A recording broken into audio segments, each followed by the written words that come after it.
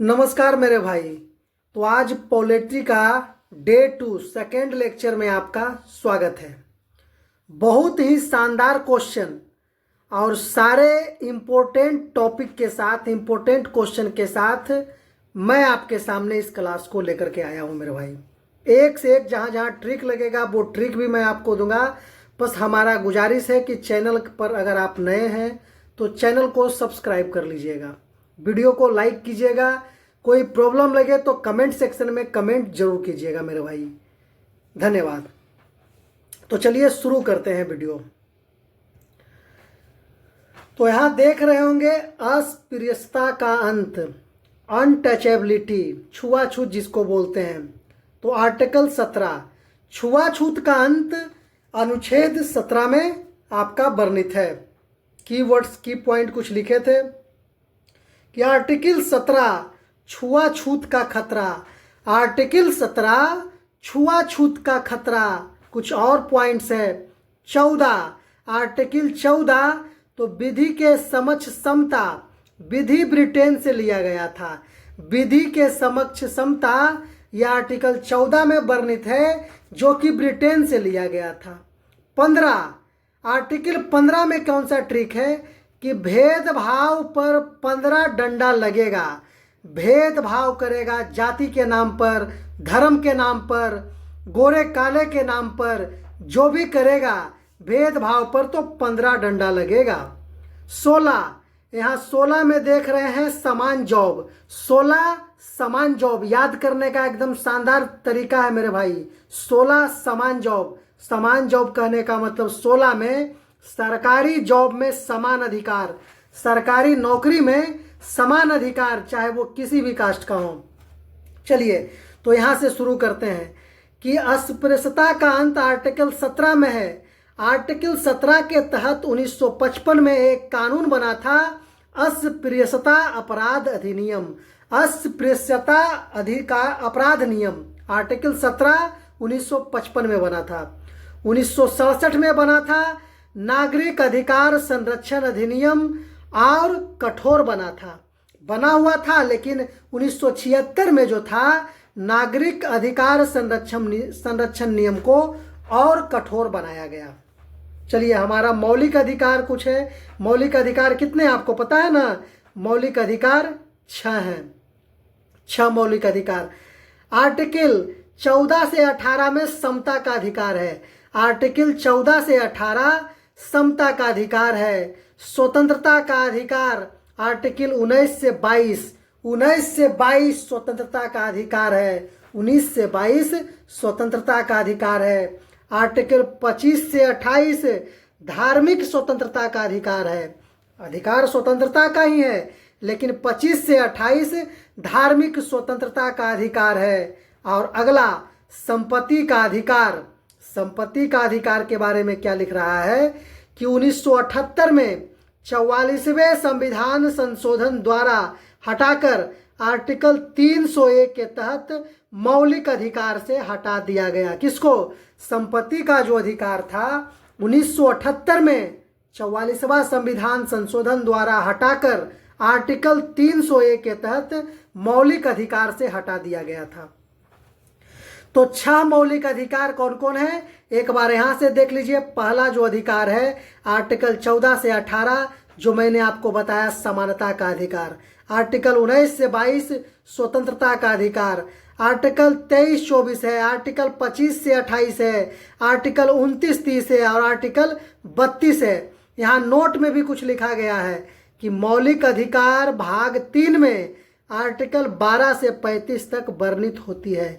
जो हम लोगों का मौलिक अधिकार है भाग 3 में है और अनुच्छेद बोला जाए तो 12 से लेकर के 35 तक में इसका वर्णन है। चलिए अगला प्रश्न। भारतीय, इतना में ही आपको पॉलिटी से क्वेश्चन आपका मिल जाएगा मेरे भाई, इतना से ही मैच करेगा आपका। देख लीजिएगा, क्वेश्चन सारा पढ़ने के बाद आपको पता चल जाएगा। अगला क्वेश्चन है कि भारतीय संविधान में मौलिक अधिकार का वर्णन आर्टिकल 12 से 35 तक में है। भारतीय संविधान में मौलिक अधिकारों का वर्णन आर्टिकल 12 से 35 तक में है। अगला, संपत्ति के अधिकार संपत्ति के अधिकार को मौलिक अधिकार से हटा, संपत्ति के अधिकार को मौलिक अधिकार से हटाया गया। 44वां संविधान संशोधन 1978 में, उस समय सरकार थी मोरारजी देसाई की, जनता पार्टी की सरकार थी, उस समय हटाया गया था। कौन? संपत्ति के अधिकार को मौलिक अधिकार से हटाया गया था मेरे भाई। वाक, बोलने की आज़ादी, वाक और अभिव्यक्ति की स्वतंत्रता का अधिकार आर्टिकल 19 में उसका वर्णन है। बोलने की आज़ादी, अभिव्यक्ति की स्वतंत्रता आर्टिकल 19 में है। और इसका ट्रिक मैंने बनाया 19, एकदम खूब बोलो, 19 में खूब बोलो, 19 में खूब बोलो। चलिए अगला क्वेश्चन है, भारतीय संविधान में समानता के अधिकार 5 अनुच्छेद में समाहित है। भारतीय संविधान में समानता का अधिकार 5 अनुच्छेद में समाहित है। आर्टिकल 14 से 18, आर्टिकल 14 से 18 तक में भारतीय संविधान में समानता का अधिकार समाहित है। 14 से 18, 14 भी है, 15, 16, 17 और 18। आर्टिकल 14 क्या है भाई? तो विधि के समक्ष समता, जो ब्रिटेन के संविधान से लिया गया था। विधि के समक्ष समता जो ब्रिटेन के संविधान से लिया गया था। आर्टिकल 15 क्या कहता है? भेदभाव पर रोक।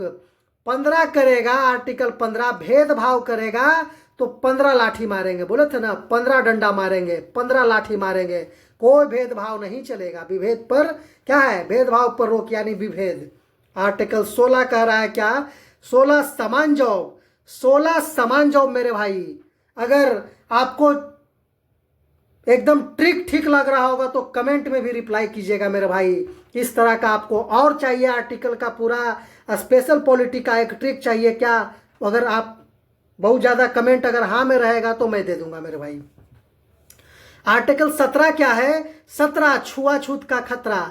17 में जो है छुआछूत का खतरा यानी अनटचेबिलिटी का द एंड, छुआछूत, अस्पृश्यता का अंत। आर्टिकल 18 क्या बोल रहा है? 18 में उपाधि का अंत, 18 में उपाधि का अंत है, 18 उपाधि अंत सरकार द्वारा, 18 का उपाधि अंत है। अगला क्वेश्चन, विधियों के समान संरक्षण लिया गया है। विधि का समान संरक्षण कहाँ से लिया गया है? यूएसए से। विधि का समान संरक्षण यूएसए से। और विधि के समक्ष समता ब्रिटेन के संविधान से लिया गया है। गणतंत्र की अवधारणा फ्रांस की संविधान से। गणतंत्र का अवधारणा जो लिया गया है फ्रांस का संविधान से, लेकिन विधि के समक्ष समता ब्रिटेन के संविधान से।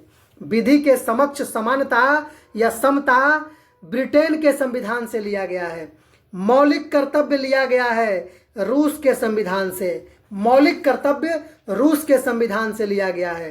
संविधान का अनुच्छेद 15 किसके आधार पर भेदभाव के निषेध का प्रावधान करता है? तो धर्म, मूल वंश, नस्ल, जाति, लिंग और जन्मस्थान के आधार पर क्या करता है? रोक लगाता है। अनुच्छेद 15 नहीं बताए थे? अनुच्छेद 15 धर्म जाति करेगा, मूल वंश जन्मस्थान भेदभाव करेगा इस सब पर तो 15 डंडा मारेंगे, 15 लाठी मारेंगे मेरे भाई। चलिए अगला है। अगला आपका क्या है? थोड़ा सा जूम कर लिया जाए।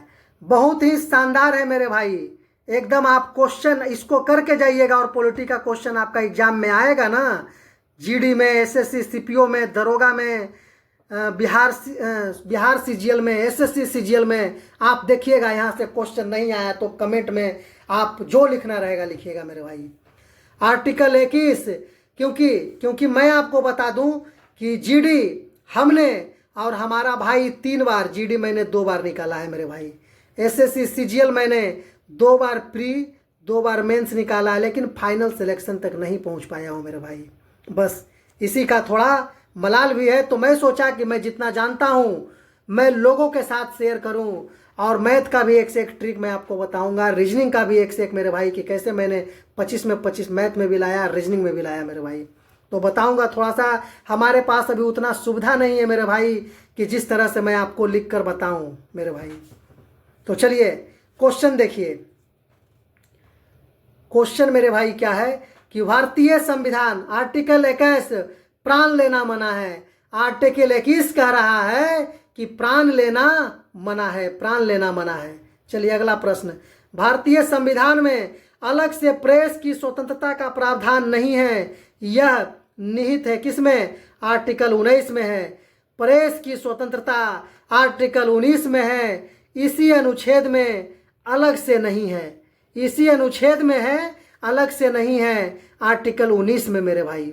आर्टिकल 22 क्या कहता है?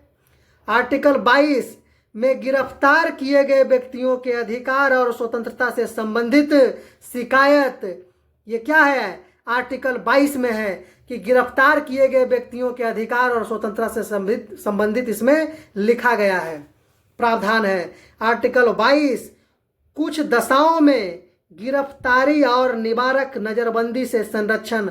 आर्टिकल 22 कहता है कि कुछ ऐसी दशा होती है जिसमें बिना बताए गिरफ्तार और निवारक नजरबंदी होता है, उसका प्रावधान आर्टिकल 22 में है।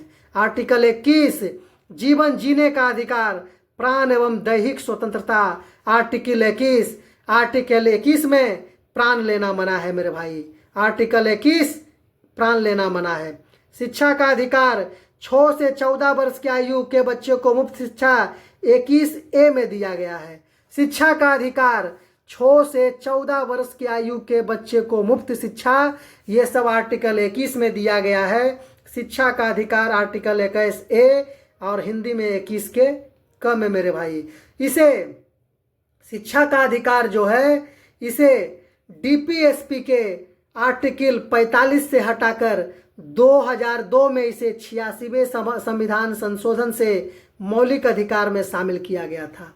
इसे DPSP डायरेक्टिव प्रिंसिपल आपका है ऑफ स्टेट प्रोटेक्शन, DPSP के आर्टिकल 45 से हटाकर 2002 में इसे 86वें संविधान संशोधन से मौलिक अधिकार में शामिल किया गया है। अपराधों के लिए दोष सिद्ध के संबंध में संरक्षण का प्रावधान आर्टिकल 20 में है। अपराधों के लिए दोष सिद्ध के संबंध में संरक्षण का प्रावधान आर्टिकल 20 में है। आर्टिकल 20A क्या कहता है कि जब तक हम किसी कानून का उल्लंघन नहीं करते हैं तब तक अपराधी घोषित नहीं हो सकता। आर्टिकल 20A क्या कहता है कि जब तक हम किसी कानून का उल्लंघन नहीं करते तब तक अपराधी घोषित नहीं हो सकता कोई भी व्यक्ति। दूसरा क्या कहता है? एक ही काम के लिए 2 बार दंडित नहीं किया जाएगा, एक ही कार्य के लिए 2 बार किसी को सजा नहीं दिया जाएगा। तीसरा पॉइंट क्या है कि किसी व्यक्ति को अपने विरुद्ध गवाही मान्य नहीं होगा, किसी व्यक्ति को अपने विरुद्ध गवाही मान्य नहीं होगा। अनुच्छेद 21 का संबंध है जीवन जीने का अधिकार, जिसको कहते हैं प्राण एवं दैहिक स्वतंत्रता। अनुच्छेद 21 का संबंध है जीवन जीने का अधिकार तथा प्राण एवं दैहिक स्वतंत्रता से। आर्टिकल 21 प्राण और दैहिक स्वतंत्रता का संरक्षण। अगला प्रश्न है, राज्य किन आधारों पर स्वतंत्रता के अधिकारों पर निर्बंधन लगा सकता है? आपका ऑप्शन ए है भारत की संप्रभुता और अखंडता के हित में, दूसरा है राज्य के सुरक्षा के हित में, तीसरा है विदेशी राज्यों के साथ मैत्रीपूर्ण संबंध के हित में, और चौथा है सभी। तो इसमें आपका आंसर हो जाएगा सभी आधारों पर स्वतंत्रता के अधिकार पर निर्बंधन लगा सकता है राज्य। अगला प्रश्न क्या है मेरे भाई कि राज्य शब्द का प्रयोग सर्वप्रथम किसने किया था? तो इटली के राजनेता मैकियावेली ने किया था। इटली के राजनेता थे मैकियावेली, जिन्होंने राज्य शब्द का सर्वप्रथम प्रयोग किया था। राज्य 4 तत्वों से मिलकर बनता है। पहला जनसंख्या यानी लोग, दूसरा राज्य क्षेत्र, तीसरा सरकार यानी शासन व्यवस्था, और चौथा संप्रभुता। ये जब चारों को मिला देते हैं तो एक स्टेट का निर्माण होता है मेरे भाई। चलिए अगला पॉइंट क्या है, भारत के राज्यों और केंद्र शासित प्रदेशों के नाम संविधान के अनुसूची 1 में वर्णित है। आर्टिकल 1 क्या कहता है? भारत संघ का नाम। आर्टिकल 1 भारत संघ का नाम होगा। आर्टिकल 2 नए राज्यों का प्रवेश। आर्टिकल 2 में नया राज्य का क्या हो जाएगा? विलय होगा या नया राज्य बनाया जा सकता है। अनुसूची 1 राज्य तथा यूटी की सूची का नाम रहता है। अनुसूची 1 में, आर्टिकल 1 में राज्य तथा यूटी की सूची का नाम रहता है मेरे भाई। चलिए, तो आज भर के लिए पॉलिटी में मेरे भाई इतना तक ही। बाकी का टॉपिक मैं आपको फोक डांस में दूंगा। ये 2 क्लास जो मैंने आपको दिया है पॉलिटी का, कोई भी क्वेश्चन यहाँ से टोटल तो नहीं बोलूँगा, लेकिन आपको 1 से 2 क्वेश्चन एग्जाम में आपको देखने के लिए मिलेगा मेरे भाई। अगर नहीं तो ये आप वीडियो को देखकर किसी भी एग्जाम को देने जाना और फिर कमेंट में आकर कहना क्या कैसा रहा एग्जाम मेरे भाई। तो प्लीज़ आपसे सादर अनुरोध है मेरा कि आप चैनल को सब्सक्राइब जरूर कीजिएगा मेरे भाई। धन्यवाद।